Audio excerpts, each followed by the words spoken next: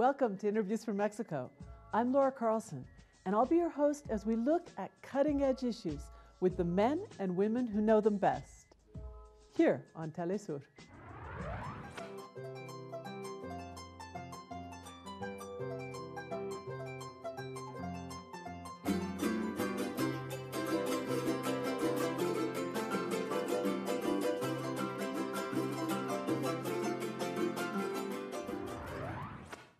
On this show, we often talk about the problems and the challenges that Mexico faces.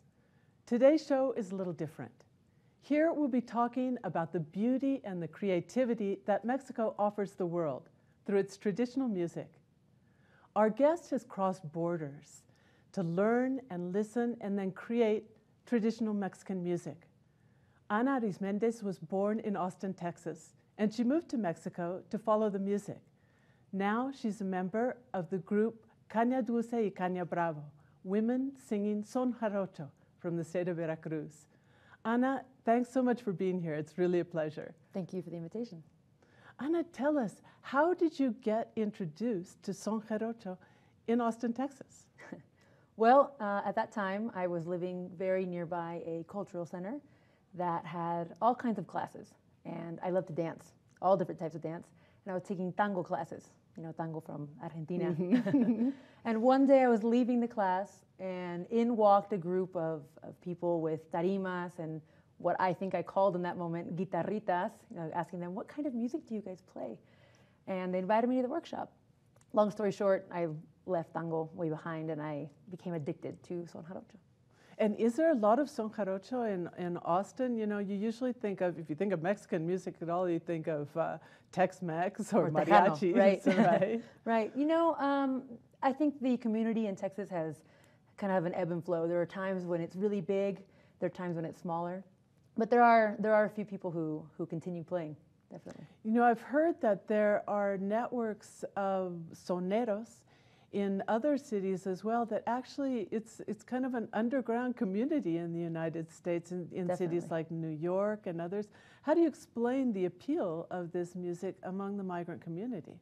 I mean, first of all, if you hear the music, it's very moving. You know, the rhythm is addictive. You know, it has this element that kind of, at least, you know, when you're in a fandango or when you're listening to a recording that has that same power and punch that you hear in the rancho, it just draws you to hear more and to listen more. And I think that in a lot of migrant communities, it's, even if you're not from Veracruz, it's something that, it's a community-based music. It's a music that unites people. So there you have an opportunity to unite with other people, whether they be from your community or from your culture, or just because of the interest. You know. So it becomes not just a musical forum, but a social forum. Completely. And actually, son jarocho in the United States, in many cases, is used as a tool in social justice. You know, when you're in protest or in different types of meetings, son jarocho is one of the tools I've seen in various areas, and that's actually how it came to Texas. Some of the people in Texas who were working with the CIW encountered the people from Santa Ana who were playing son jarocho and using it in that environment.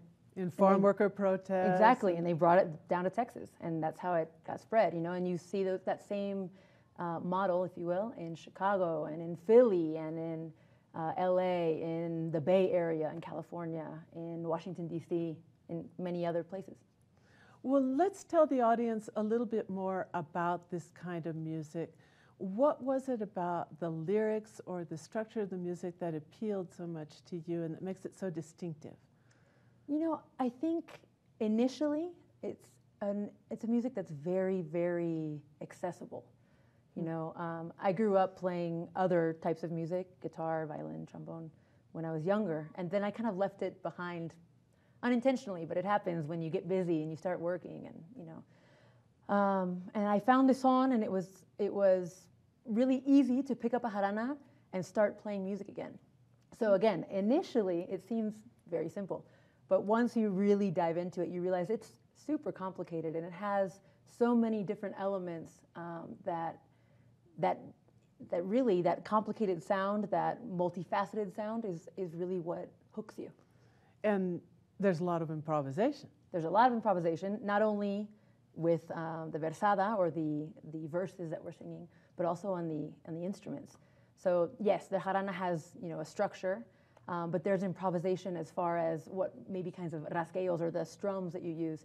With the zapateado, there's a base, there's a foundational rhythm, but you have element or you have the license to kind of play, and that's one of the ways you participate. Or in the instruments that we play, that Alex or myself play, the requinto or the guitarra, there's figuras that what we call declarar los sones, they declare the sones, but then from there it's a lot of improvisation.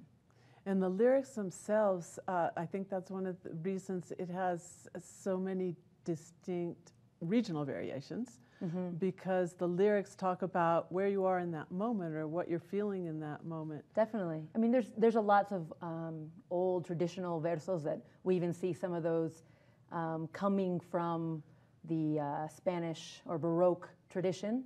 That is one element that is involved in creating this son jarocho. But then we have verses that are improvised in the moment, or we have verses that are written for a special occasion, or talk about the nature where you are, or talk about how you're feeling in the moment. And a lot of it has been from a man's point of view, the traditional son. And Caña Dulce y Caña Brava is mostly women, was founded by women who came up in a son tradition. Does that make the music or the lyrics any different, do you think? Absolutely, and it is something that Adriana and Raquel, the two founders, really strive to do intentionally. They both grew up in Veracruz. Adriana Cao Romero grew up in El Puerto de Veracruz, or Veracruz, Veracruz City, where Raquel grew up in a small, rancheria, San Miguel, La Boca de San Miguel, or La Boca del Barco, which is a small ranch near Tlacotalpan. And so both of them grew up with this music all their lives. And they were very accustomed to, at that time, it was mostly men who were playing instruments or who were singing. Women have always been present in the fandangos, dancing, sometimes singing, or of course it's important that with any party there needs to be food, right? So the cocineras, the cooks, the women who are preparing the food have always been an essential element in the traditional party, in the fandango. But back then it was not that common for a woman to be playing an instrument.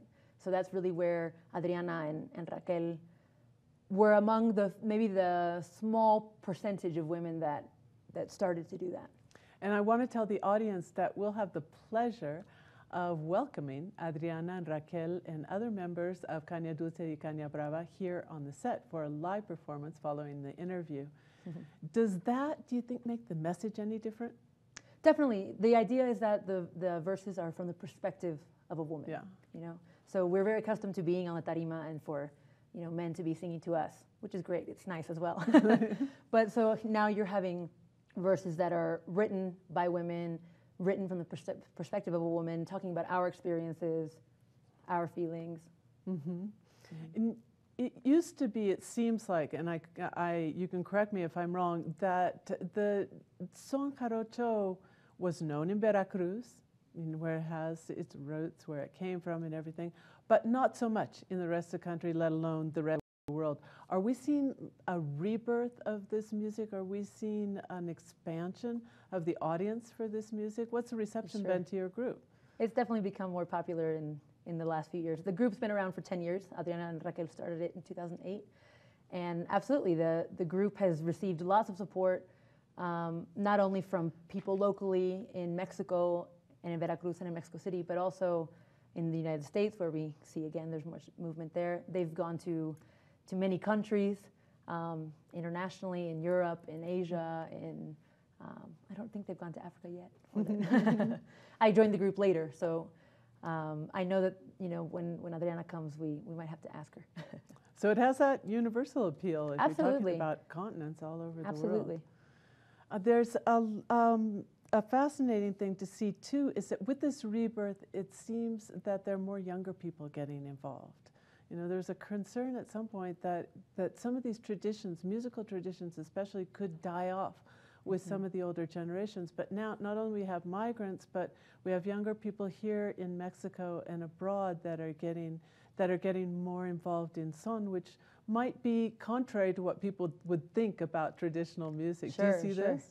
Absolutely, absolutely. And I will say there maybe was a time that younger people weren't getting as involved, but with this resurgence, or maybe with this strength and this, it's almost like a storm that is started brewing slowly but surely, and then it's just grown and grown and grown.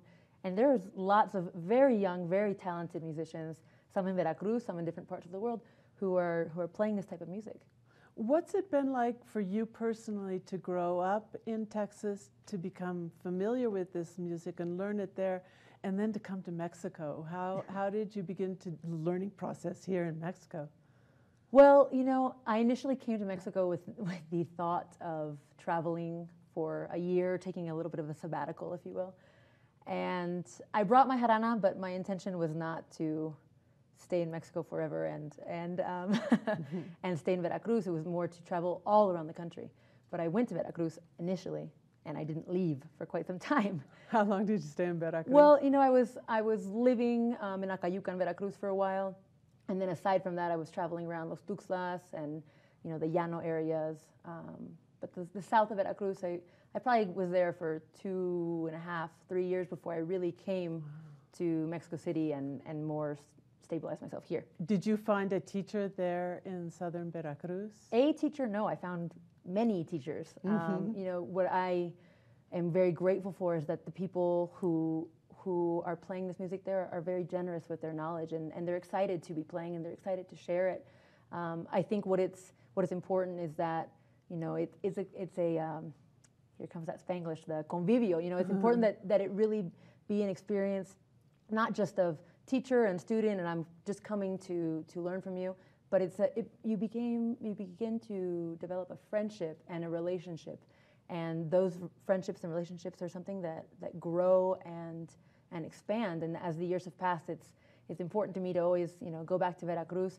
Sadly, I don't get to go back as often as I would like lately, you know, but to see those teachers, you know, and those friends. Were they surprised that this tradition, that you'd come to know this tradition in Texas and that you'd come down to Mexico to learn more about it? I think somewhat, but I'm not the first one to come from other areas, you know. So they're like, oh, wow, you're here from Texas. What are you doing here?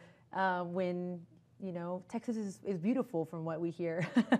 Reverse migration. Right. And I think, yes, absolutely. But there are people who come from France. There are people who come from Japan, from the States. Oh, really? You know, yeah. To learn, especially in definitely the son, or to attend the fandangos, or actually the other night at the concert that we just gave in El Foro del Tejedor, there were 2 attendees that are coming from Japan, and they were telling me after the show, we have a small community, and we're starting to have a group that plays on jarocho in Japan, in Tokyo.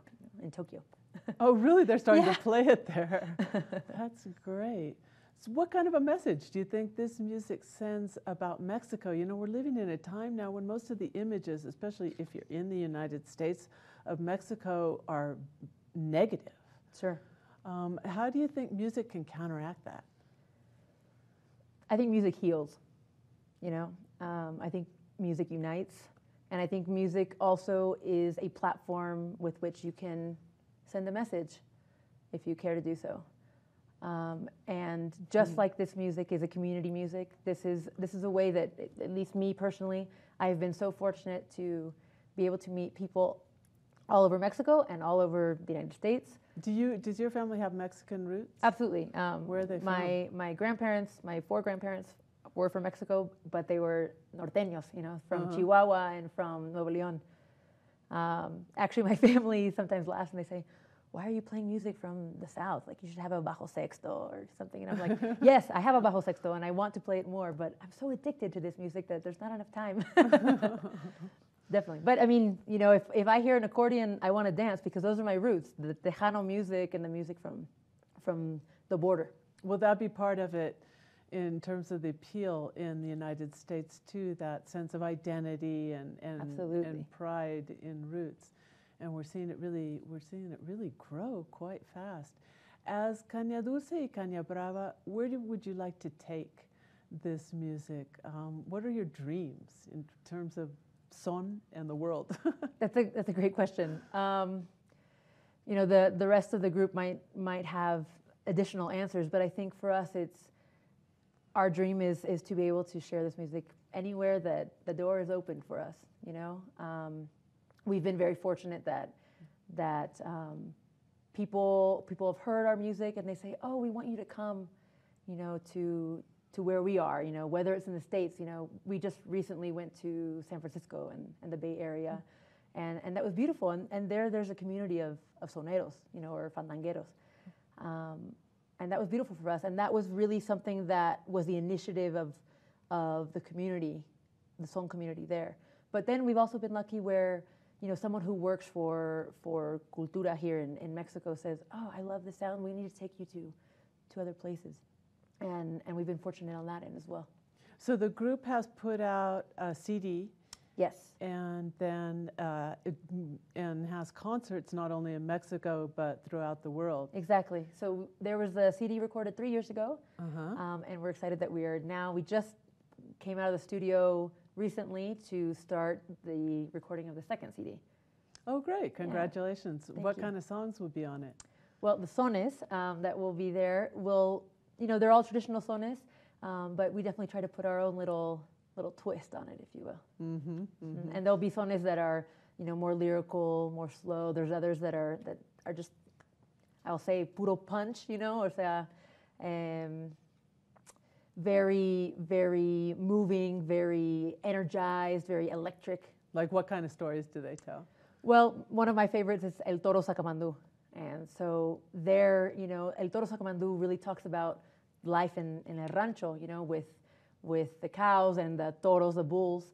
And obviously the bull is an animal that we think of being very strong. And I mean, it is. It's a presence. You know, you feel it when you're close to one. And so there you hear verses that Raquel and Adriana sing that have to do with that, but also from a perspective of a woman. So I won't spoil it. You have to listen to the CD. Okay. Everyone, you have to listen to the CD. Great. Well, has it been difficult in any way to break into the music world, both as a women's group and as a traditional music group? I think, you know, sometimes as an all-women's group, sometimes it gives you more attention from certain people because they find it is something different. It's something less common. These days, we're starting to see other groups emerge that also are all women. But you know, 10 years ago, it was nothing common. So definitely, it maybe calls some attention. But you know, unfortunately, as is the case in life in general, when you call attention, it's not always positive. Sometimes there's also the other end, and you know. Have there been criticisms for being women singing son?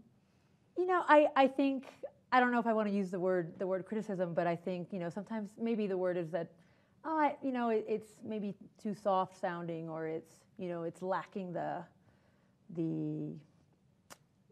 I'm not sure what word to use there, but the masculinity.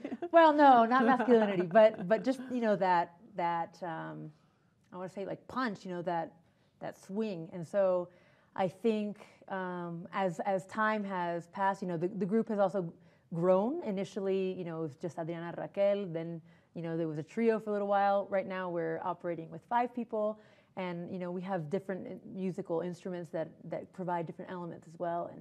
And we also have, you know, Alejandro Ramirez, who is in the group, playing requinto and also jarana de arco. But aside from that, he really helps us with the musical direction as well. And he's got some really great ideas as far as, you know, what are some ways that we can make this song, you know, our own, if you will. Well, it's absolutely beautiful the way that there's that strong tradition that's being preserved, and then there's the evolution of the music in women's voices with new lyrics, with new musical ideas, and all that can be combined into something that's both old and new and ends up having this tremendous universal appeal.